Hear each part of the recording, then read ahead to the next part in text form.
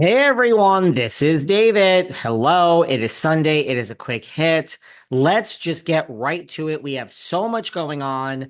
I really think we have to start doing three of these a week. You know, there's a quick hit Tuesday or Wednesday afternoon usually, and Sunday afternoon, although sometimes that schedule is mixed up a little bit. And I think we need to start doing three of these. There are so many things to talk about. We're not even going to get to everything today, so I'm going to have to do these all week, apparently. So, yes, if we have time, I don't think we're going to. I have a lot to say, which I have to address about Andy Cohen's comment that New Jersey is not coming back until 2026. But before we get there, if we even have time to get there, we have a lot of other things to talk about. I want to start with this Wednesday, Karen Huger's car crash. We have not talked about this yet. It's time to talk about this right now, right here, today. So, just to summarize everything, if you haven't heard, Karen Huger crashed her car. We opened this season with Potomac, with Karen's car crashing, a reenactment. So we've seen that. Now her case is finally here.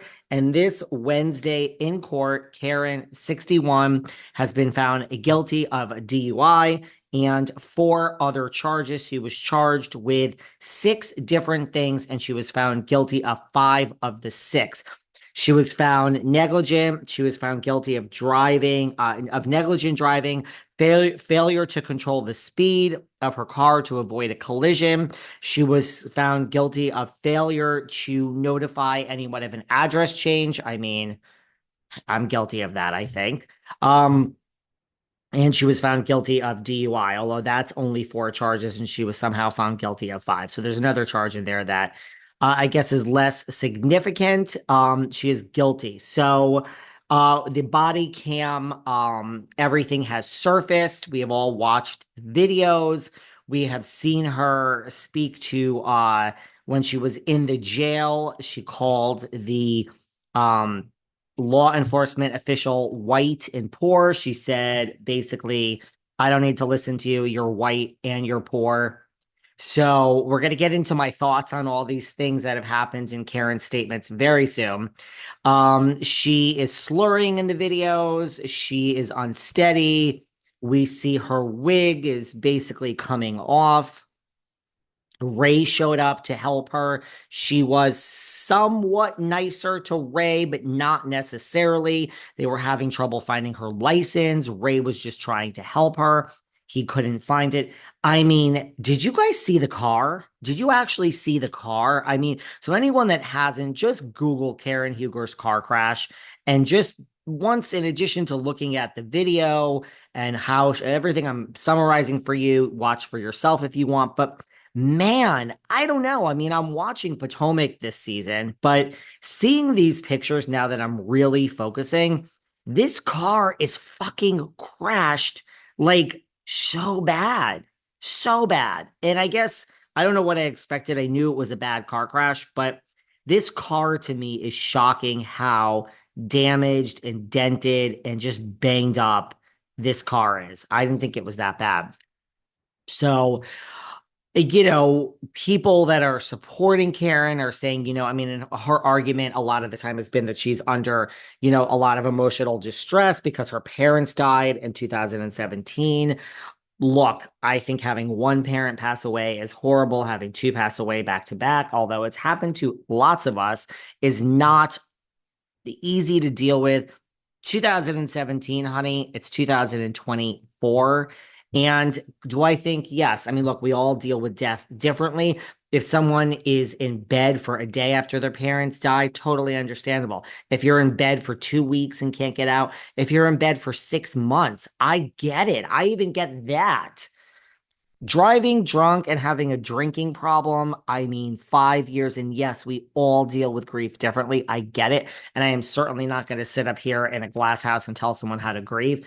No excuse. I don't fucking want to hear it. This car is so banged up. I mean, can you just imagine that? First of all, yeah, you're so thrilled that you are okay because you could have really hurt yourself. But could you imagine? I mean, like, there was just a case, I just saw this thing pop up where this woman was pleading for her a lenient sentence and her sentencing for drunk driving in court. And she basically killed this bride on her wedding day. And the husband, the fiance is there crying. I mean, everyone's crying, the parents. I mean, could you imagine if you yourself, now I don't say let's feel sorry for the person that was driving drunk. Let's feel sorry for the person's family that lost their life. But can you imagine if you then, I mean, what if Karen actually killed someone? Forget about the fact that you killed someone and you destroyed someone's life, their whole family. But I mean, how do you live with that? And again, my focus is not on the person that did it, but imagine that. So let's just say that Karen is the ultimate selfish person in this situation. I mean, if you're not going to feel for the family that you just destroyed, I mean, how would you have lived with that if you knew that you took someone's life? So the woman is very, very, very lucky based on this car. I am sure there are people listening to this that have suffered a loss from drunk driving. It's so horrible. So now we're looking at the footage and she's saying to the guys they're driving her away, I'm Karen. They call me the Grand Dame. I don't know what the fuck that means, but Andy coined it. Andy Cohen, he called me the Grand Dame. He called me the Grand Dame. So she's telling the officer who is seems like he's in his 30s or 40s, probably 30s, a straight white male. At least I'm assuming he's straight. Um, and she's telling him about Andy Cohen and the Grand Dame, and this guy has no fucking clue of what she is talking about. And then when she's in the jail, she's saying that I'm Thomas Jefferson's concubine, and at one point in the video, and I'm gonna give you my thoughts on all this. At one point in the video, they're telling her to sign something, and she doesn't want to sign it, and she's like, I don't have to do that, and I'm Thomas Jefferson's concubine. And then she says something like, if I sign this, will I just get out of here? Will I be able to go home? And they're like, yeah, you can leave in 25 to 30 minutes. And then she just signs it. So she, to me, at this point, still doesn't process. And listen, I don't know, maybe I'm just a functional drunk, but like when I'm drunk, which I would never drive a car. I mean, I don't drive, but that's besides the point. When I'm drunk, I still am very aware of my doings. Like I think your personality comes out when you're drunk, right? So she's there and saying she's Thomas Jefferson's concubine. So my point was she still doesn't get it. She just wants to go home. Like this is an inconvenience. Not like I want to go home to call my lawyer to start dealing with what I did. It's more like when I saw her just being like, "Oh, I don't want to sign this. Wait, if I can actually get out of here." It's just like an inconvenience to her. She just can't wait to like get out of there and be home.